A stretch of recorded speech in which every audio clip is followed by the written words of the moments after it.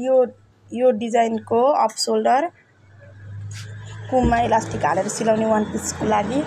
पहिला सुरु यो अगाडिको भन्दा 5 इंच पछाडिको भाग यो इलास्टिक हालेर तन्काउने भएको भएर यति यो बाहिरी भित्री टाका लगाउने यो माथि पछाडिको पार्ट यो अगाडिको पार्ट यो यसरी यो बनाउने पहिला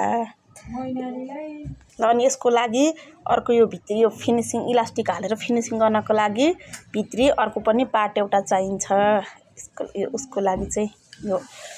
माथिको पार्टको लागि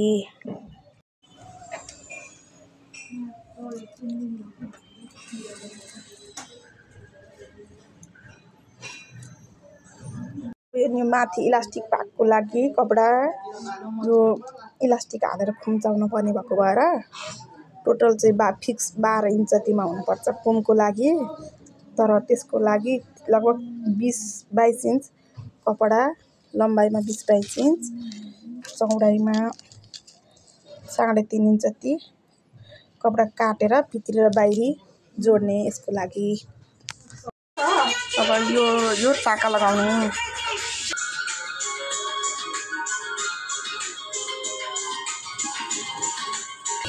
अब यहाँ इलास्टिक हाल्नको लागि यसरी सिलाउने अनि फर्काउने यसलाई यसको आधी इलास्टिक राख्ने यो यस्तो गरेर योबाट यता यो यहाँ यो अब यो काहीपट्टिको भागलाई छोडेर यो काहीपट्टिको भाग छोडेर यहाँदेखि यो ट्याक्क इलास्टिक हाल्ने भागमा मात्र यो यहाँदेखि मात्र सिलाएर यो जोड्ने अर्को यो यहाँसम्म मात्रै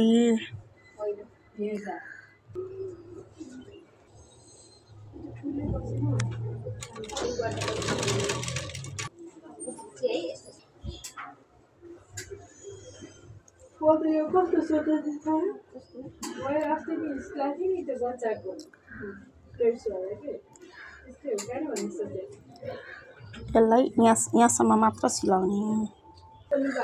अब यसलाई यसरी चुड्की काट्ने पहिला सुरु यो सबै चुड्की काट्ने चुड्की काटेर अनि यसरी फर्काएर यहाँबाट आइरन गर्ने अब यसलाई आइरन गर्ने यो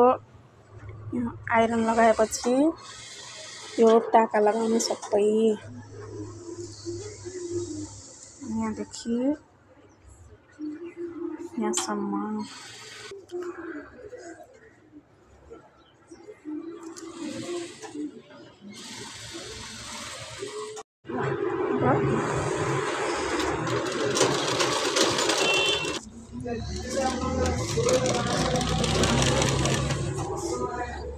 यहाँसम्मै टाका लगाउने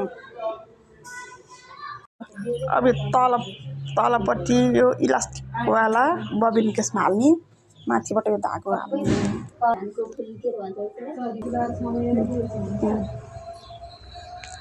अब यसै गरी यो तलैसम्म यहाँसम्म बनाउने यस्तै गरेर यसरी इलास्टिकमा सिलाउने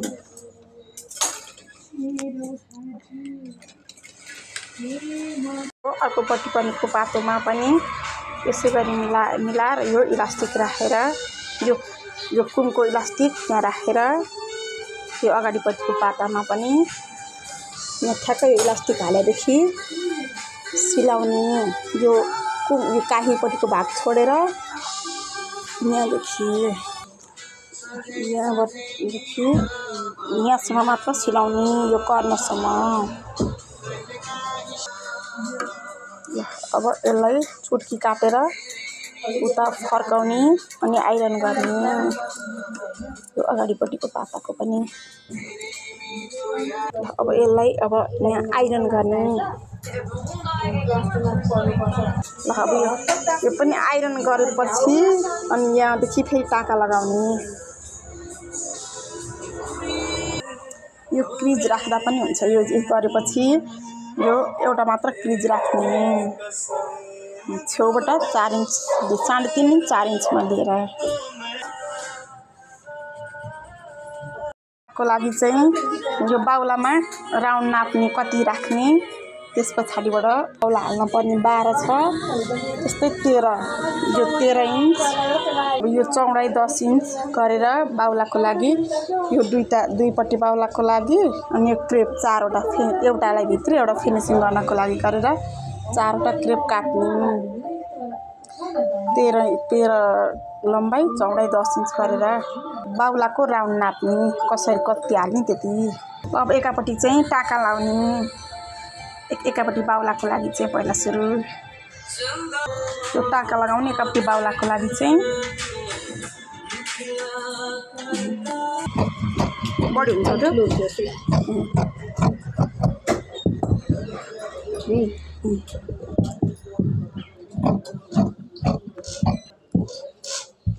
7 इन्च जतिको चौडाइ बनाउने यसमा सजिलो अनि यसलाई फर्काउँदै यहाँ छेउदेखि छेउसम्म अब यसलाई यो एउटा एकापट्टि यो र अर्को यो गरेर यसलाई दुईपट्टि सिलाएर फर्काउने यता र यता चाहिँ नसिलाउने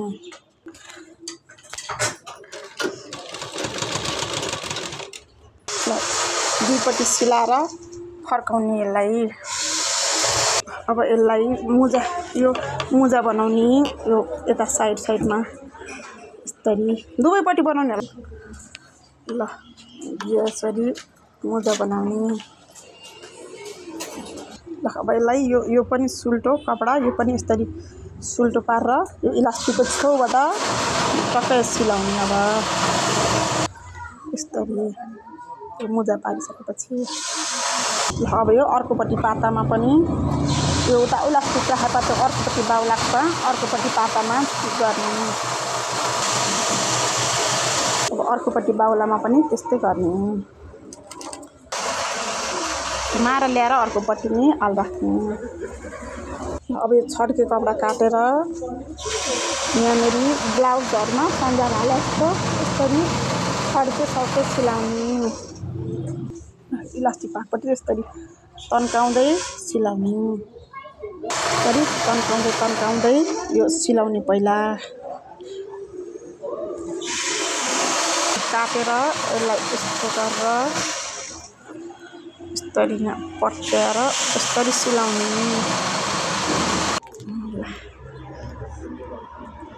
अब यो अर्कोपट्टि नि त्यस्तै गरी सन्जाब राख्ने यसलाई यो यतापट्टि फर्काएर हेभिङ गर्ने यसलाई अब यस्तो यतापट्टि फर्काएर हेभिङ गर्ने भिडियो पनि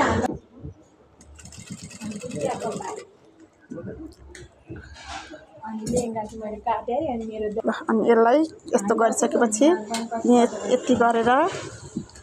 यसरी फर्काएर हेभिङ गर्ने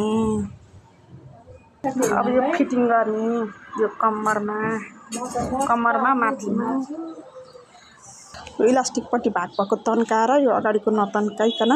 टक्क फिटिङ गर्ने साइड फिटिङ गर्ने यसलाई